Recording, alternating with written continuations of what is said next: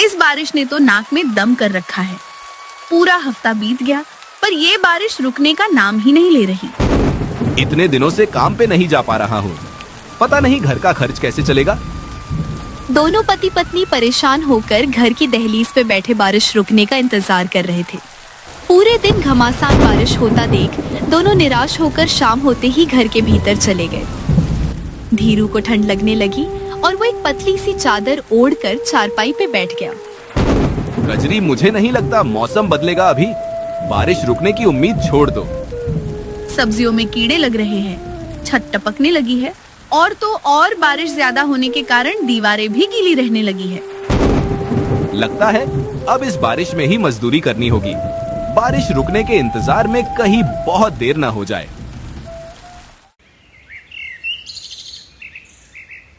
अगली सुबह धीरू बारिश में ही मजदूरी करने ठाकुर दुर्जन प्रताप के यहाँ चला जाता है। क्या हुआ धीरू, इतनी बारिश में सुबह सुबह मेरे घर क्यों आए हो? ठाकुर साहब, मुझे पता चला है कि आपको मजदूरों की जरूरत है। मुझे काम पे रख लीजिए, मैं खूब मेहनत करूंगा। तुझसे तो पूरा गांव नाराज रहता है। लोग तरह तरह की बातें करते हैं, मैं भला तुझे काम पे क्यों रखूं? ऐसा ना कहिए, ये तो मुझे भी पता नहीं कि लोग मुझसे इतनी नफरत क्यों करते हैं। अच्छा ठीक है, मैं काम पे रख लूंगा तुझे, पर बारिश का बहाना करके छुट्टी मत करना। काम नहीं रुकना चाहिए। जी मालिक, जैसा आप कहो। आज से ही काम पे लग जा। मैं अपने लोगों को कह दूंगा कि तू गोदाम आ रहा है। इसके बाद धीरू गोदाम जाने के लिए निकल पड़ता है। रास्ते में तेज बारिश, तूफान, सर्द हवाएं, इन सब का ऐसा कहर बरस रहा था कि दूर दूर तक एक भी व्यक्ति दिखाई नहीं दे रहा था। इतनी कठिनाइयां होने के बाद भी धीरू हिम्मत करके गोदाम पहुंचता है। ये मनहूस यहाँ क्यों आया है? धीरू के गोदाम पहुंचते ही लोग उसे देखकर ताने कसने लगते हैं, जिसे धीरू सुन लेता है और पूछता है, भाई ऐसा क्यों बोल रहे हो? आखिर मैंने तुम्हारा क्या बिगाड़ा है? सही तो कह रहा है ये तुझे। तू मनहूस ही तो है, इसलिए तेरा कोई रिश्तेदार नहीं, कोई सगा संबंधी नहीं। ये सुनते ही धीरू के चेहरे से हंसी गायब हो जाती है। उसका चेहरा बिल्कुल मुरझा सा जाता है। वो चुपचाप लोगों की बातें सुनते सुनते काम करने लगता है।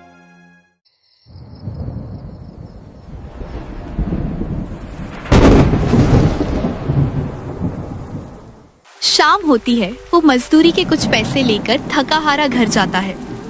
कजरी, ये लो मेरी आज की मजदूरी, घर खर्च में तुम्हारे काम आएगी। ये क्या? ये पैसे तो गिले हो चुके हैं। बारिश में भीग कर आया हूँ ना, कपड़े गिले हो चुके हैं, पैसे भी गिले हो गए। इन्हें दूसरे कमरे में सूखने रख दो, सुबह तक सूख जाएंगे। ठीक है जी। इतना बोलकर कजरी पैसे लेकर दूसरे कमरे में रखने चली जाती है। कुछ देर बाद वो पैसे रखकर धीरू के पास वापस आती है। तब धीरू, कजरी, मुझे पता है लोग मेरी तरह तुम्हें भी ताने देते होंगे। ताने किस बात के जी? मैं अनाथ हूँ ना, मेरा कोई अपना नहीं है, और एक अनाथ से शादी करके तुम्हें भी बस सुनने को ही मिलता होगा। ऐसा कुछ भी नहीं है, मैं लोगों की बातों पे ध्यान नहीं देती। वैसे क्या सच में आपका एक भी रिश्तेदार नहीं है? पता नहीं, जब से मैंने होश संभाला है अकेला ही रहा हूँ। अच्छा, अब आप ज्यादा सोचकर अपनी सेहत मत खराब कीजिए, सो जाइए, कल काम पर भी तो जाना है। धीरू उस रात बहुत उदास था। उसकी आवाज में अपने अपनों की कमी साफ झलक रही थी। कजरी ने बड़ी समझदारी से उसे समझाया और दोनों एक साथ कुछ पल बातें करके सो गए।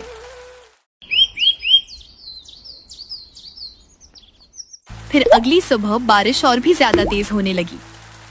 हे भगवान, ये क्या हो गया? अचानक दूसरे कमरे से कजरी के चिल्लाने की आवाज आई, जिसे सुनकर धीरू घबराते हुए उस कमरे में गया। क्या हुआ भाग्यवान, इतनी जोर से क्यों चिल्लाया तुमने? सब ठीक तो है ना? ये देखिए, छत से पानी टपकाने की वजह से सारे पैसे फट गए हैं। अब इनमें से कोई भी नोट हमारे किसी काम का नहीं है। मैंने कितनी मेहनत करके ये पैसे कमाए थे, सारी मेहनत पे पानी फिर गया। धीरू और कजरी अपनी किस्मत को कोसने लगे, रोने लगे। थोड़ी देर बाद धीरू हिम्मत जुटा के फिर से बारिश में भीगते भीगते काम करने गया। उसे देखते ही लोगों के ताने फिर से शुरू हो गए। आज तुझे आने में इतनी देर क्यों हुई? खुद को यहाँ का सेठ समझ लिया है क्या तूने? जब मर्जी तब आता है। मैंने जानबूझकर देरी नहीं की, मेरे घर में कुछ परेशानी आ गई थी। तेरी ये जुर्रत, तू हमसे जुबान लड़ा रहा है। भूल मत, हम चाहे तो अभी ठाकुर साहब से कहकर तुझे यहाँ से निकलवा सकते हैं। ये सुनते ही धीरू बहुत डर जाता है और उनसे विनती करने लगता है। इतने कठोर मत बनिए आप सब। मुझसे कोई भूल हुई हो तो मुझे माफ करना। आखिर आप सब मुझसे इतनी नफरत क्यों करते हैं? धीरू उनसे बार बार नफरत की वजह पूछता है, पर कोई भी उसे जवाब नहीं देता और सब उसे नजरअंदाज करके अपने अपने काम में लग जाते हैं।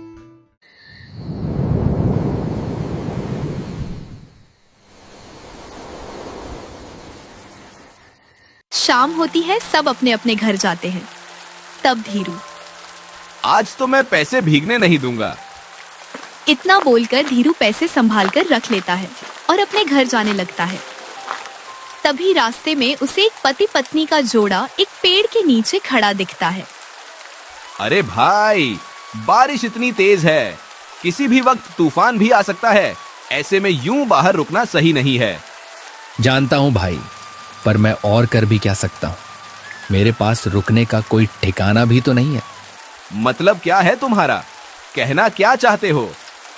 धीरू उस आदमी रमन से उसकी पहचान पूछता है। तभी रमन की पत्नी जानकी बोलती है, भैया, दरअसल हम गांव में घूमने आए थे। हमें पता नहीं था कि यहाँ इतनी तेज बारिश हो रही है। यहाँ आकर हम फंस गए। अब तो न रुकने का ठिकाना दिख रहा है और न वापस जाने का रास्ता। तो क्या जब तक बारिश नहीं थमेगी यही पेड़ के नीचे रुके रहोगे? और कोई रास्ता नहीं है। इस गांव में मेरा कोई रिश्तेदार नहीं कि मैं उनके घर ठहर सकूं। रमन की बातें सुनकर धीरू ने थोड़ी देर सोचा। उसके बाद उसने उन्हें अपने घर रखने का सुझाव दिया। मेरे घर चलो। अरे नहीं नहीं, फालतू में हम तुम्हें परेशान नहीं करना चाहते। इसमें परेशानी कैसी? इंसानियत नाम की भी तो कोई चीज होती है। इतना बोलकर धीरू दोनों पति पत्नी को अपने साथ अपने घर लेकर चला जाता है। दो अनजान लोगों के देखकर कजरी थोड़ी चिंतित हो जाती है। सुनिए जी, ये दोनों कौन हैं? ये मुसाफिर है, बेचारे बारिश में फंस गए थे। इसके बाद धीरू कजरी को सारी बातें बताता है। उनके घर पहली बार मेहमान आए थे। इसी खुशी में कजरी के चेहरे पे एक अलग ही चमक आ जाती है। अरे वाह, हमारे घर मेहमान आए हैं। आज तो मैं तरह तरह के पकवान बनाऊंगी। कजरी और धीरू रमन और जानकी का बहुत आदर और सम्मान के साथ स्वागत करते हैं। वो दोनों कुछ पल शांति से वहीं बैठती है। तब कजरी रसोई में जाकर फटाफट अलग अलग तरह के स्वादिष्ट पकवान बना लेती है और रात होते ही सब एक साथ बैठकर बहुत प्यार से खाते हैं। अरे वाह भाभी, आपके हाथों में तो जादू है। भोजन सच में बड़ा स्वादिष्ट बना है। आप दोनों सच में बहुत अच्छे हैं। आज के समय में भी अनजान लोगों के लिए इतना कुछ कर रहे हैं। ये तो हमारा फर्ज है। आखिर मेहमान भगवान का रूप जो होते हैं। कुछ ही समय में उन चारों के बीच अच्छी खासी दोस्ती हो गई थी। देर रात तक उन्होंने खूब गप्पे लड़ाए और देखते ही देखते चारों की आंख लग गई।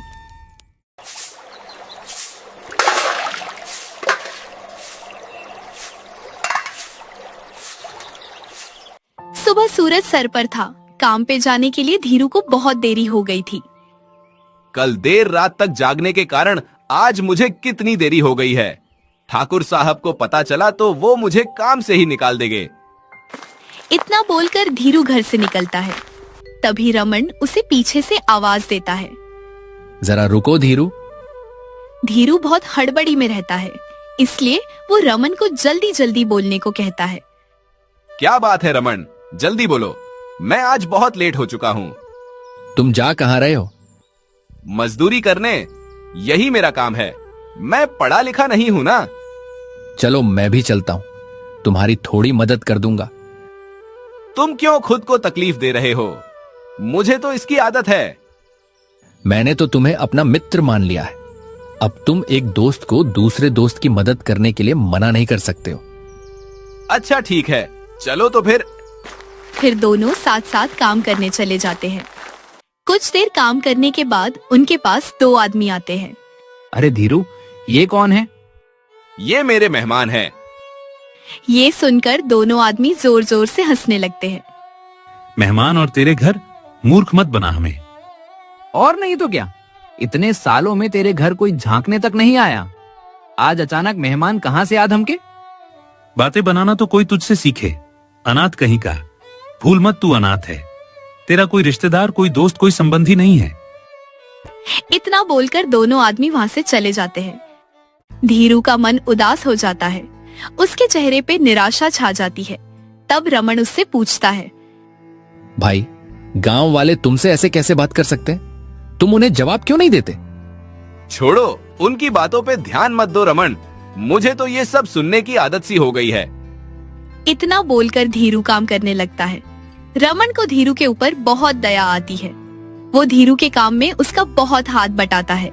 ऐसे ही कुछ दिन बीतते हैं। बारिश अब भी वैसी की वैसी तेज होती रहती है। शाम का वक्त था। वे चारों घर की दहलीज पे बैठकर चाय पीते हुए बारिश का आनंद ले रहे थे। अब तक बारिश की वजह से कितना गुस्सा आता था, पर सबके साथ बैठकर चाय पीते हुए बारिश को देखने में बहुत सुकून सा मिल रहा है। हाँ वही ना, इतने दिन हो गए हैं हमें यहाँ ठहरे हुए, साथ में एक परिवार जैसा लग रहा है। ऐसा लग ही नहीं रहा कि हम अजनबी हैं। जो होता है अच्छे के लिए ही होता है। ये बारिश न होती तो हमारी इतने अच्छे लोगों से मुलाकात कैसे होती। तुम दोनों ने हमारा बहुत ख्याल रखा है, हम तो तुम्हारे एहसानमंद हो गए हैं। जो बारिश कभी उन्हें मुसीबत लगती थी, आज उसी बारिश को देखकर उनका मन खुश हो रहा था। दिन बीतते गए, अब उन चारों के बीच पक्की दोस्ती हो गई। एक दिन धीरू अकेले गोदाम गया हुआ था। उसे अकेला देख बाकी के मजदूर उससे रमन के बारे में पूछने लगे। आज रमन तुम्हारे साथ नहीं आया, उनसे भी तुम्हें छोड़ दिया क्या? नहीं नहीं, वो तो मेरा सच्चा मित्र है। बारिश में भीगने के कारण उसे थोड़ा जुकाम हो गया है, इसलिए आज आराम करने को कह दिया मैंने। ये धीरू कितना लापरवाह है, अपने मेहमान का ठीक से ध्यान भी नहीं रख सकता। सबने उसे रमन की तबीयत को लेकर ताने दिए, पर किसी ने एक बार भी उसका हाल न पूछा। बारिश में रोज भीगकर आने के कारण उसे भी बुखार आ चुका था। वो उसी हालत में बिना किसी को उल्टा जवाब दिए चुपचाप काम कर रहा था। कम करते करते अचानक कमजोरी के कारण उसके हाथ से बोरी छूटी और बोरी के अंदर का सारा अनाज पानी में गिरकर बर्बाद हो गया। ये क्या किया तुमने? पता है कितना नुकसान हो गया है। ये किसी काम का नहीं है, इसे ठाकुर साहब के पास ले चलो। सब लोग धीरू को निकालने की बस राह तक रहे थे और आज उन्हें वो मौका मिल गया। सब इतने गुस्से में थे कि बिना एक पल की देरी किए वे सब धीरू को फौरन ठाकुर दुर्जन प्रताप की हवेली ले गए। ठाकुर साहब, इस धीरू ने आपका नुकसान कर दिया। कैसा नुकसान? इसने अनाज से भरी बोरी पानी में गिरा दी, सारा अनाज नष्ट हो गया। ये सुनते ही ठाकुर को धीरू के ऊपर बहुत गुस्सा आया और एक उसके ऊपर चिल्लाने लगा। तेरा ध्यान कहाँ रहता है धीरू? मैंने कहा था ना, मुझे काम में कोई गड़बड़ नहीं चाहिए। माफ करना ठाकुर साहब, मैंने जानबूझकर नहीं किया, गलती से बोरी गिरी थी। अब भूल जानकर हो या अनजाने में, नुकसान तो मेरा हुआ ना, तुझे इसकी भरपाई करनी होगी। ठीक है, आप मेरी मजदूरी में से थोड़ा थोड़ा करके अपना दाम काट लेना। मुझे क्या मूर्ख समझ रखा है तूने? मेरा दिया हुआ पैसा तू मुझे ही लौटाएगा? नहीं, तुझे एक बोरी के बदले 3 बोरी की भरपाई करनी होगी। 3 बोरी? ये तो बहुत ज्यादा है। दया कीजिए मालिक मुझ पर, मैं गरीब हूँ, पूरे महीने काम करूंगा तो भी 3 बोरी जितने पैसे नहीं जुटा पाऊंगा। ये तेरी समस्या है। जब तक मुझे मेरी भरपाई नहीं मिलती तू काम करने मत आना। अब तो पैसे लेकर ही आना। ठाकुर ने बड़ी निर्दयता से धीरू को अपना फैसला सुनाया और धक्के मारकर उसे अपनी हवेली से निकलवा दिया। फिर धीरू रोते रोते अपने घर आया। मैं अभागा हूँ, किसी को खुश नहीं रख सकता। कजरी वही खड़ी उसकी बातें सुनती है और परेशान होकर पूछती है, क्या हो गया आपको? आप रो क्यों रहे हैं? किसी ने फिर से कुछ कहा क्या?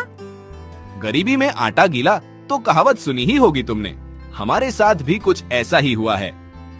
ऐसे पहेलियां मत बुझाइए, मुझे बहुत घबराहट हो रही है। साफ साफ बताइए क्या बात है। इसके बाद धीरू बड़ी हिम्मत करके कजरी को सब बताता है। अब तुम ही बताओ, मेरे पास न काम रहा न पैसे, मैं तिगुनी भरपाई कैसे करूंगा? ये तो सरासर नाइंसाफी की है ठाकुर साहब ने। जब नुकसान एक बोरी का हुआ है तो पैसे भी एक बोरी के ही लेने चाहिए ना। बड़े लोगों के पास जितना होता है उन्हें उतना ही लालच होता है। धीरू और कजरी के ऊपर मुसीबत के काले बादलों ने बसेरा कर लिया था। वे दोनों फिक्र करते हुए बिना कुछ खाए पिए सो जाते हैं। तब दूसरे कमरे में बैठी जानकी रमन से कहती, सुनिए जी, मैंने आज छुपकर कजरी और धीरू भैया की बातें सुनी। मुझे उनके बारे में कुछ कहना है। ऐसे छुपकर किसी की निजी बातें सुनना अच्छी आदत नहीं है जानकी। मैं जानती हूँ, पर बात ही कुछ ऐसी है कि मुझसे रहा नहीं गया। बोलो, क्या बोलना है? फिर जानकी रमन को सारी बातें बताती है। इतना सब कुछ सुनते ही रमन धीरू और कजरी के लिए बहुत परेशान हो जाता है। मैं बीमारी के कारण एक दिन धीरू के साथ नहीं गया तो इतनी बड़ी बात हो गई। मैं क्या कहती हूँ, क्यों ना हम उनकी मदद करें। उनकी ये मुसीबत दूर करना तो हमारे लिए बाएं हाथ का खेल है। कह तो तुम सही रही हो, लेकिन इससे उन्हें हमारी असल पहचान पता चल जाएगी। फिर कहीं वो खुद को हमसे अलग समझकर दूरी न बना ले।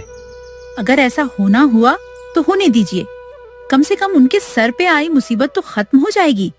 उन्होंने हमारी बहुत सहायता की है, अब हमारी बारी है।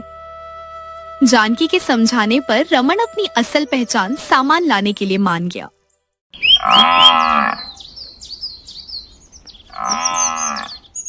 अगले दिन बड़े दिनों बाद बारिश रुकी। सूरज निकला। धीरू और कजरी मुंह लटकाए आंगन में बैठे हुए थे।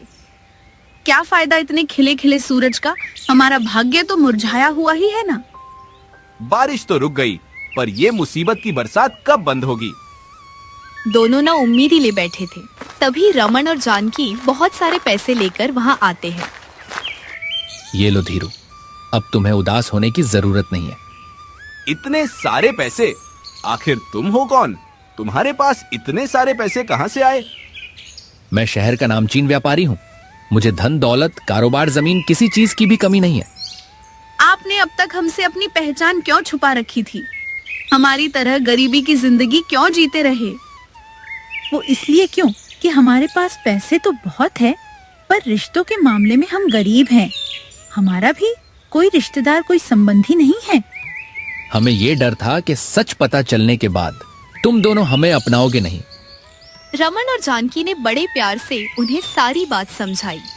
कजरी और धीरू ने उनकी बातें समझी और उनके साथ पहले जैसा ही व्यवहार करने लगे। धीरू ने ठाकुर के मुंह पे पैसे मारे और उसके गोदाम की तरफ दोबारा मुड़कर भी नहीं देखा।